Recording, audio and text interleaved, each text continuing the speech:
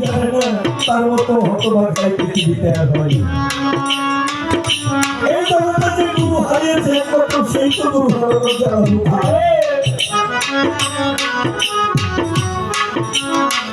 পুত্র বলো কন্যা বলো সাথে ভাগি যার প্রিয় মুর্শিদ হবে নিরার কালের সাথী। পুত্র বলো কন্যা বলো তার সাথে ভাগি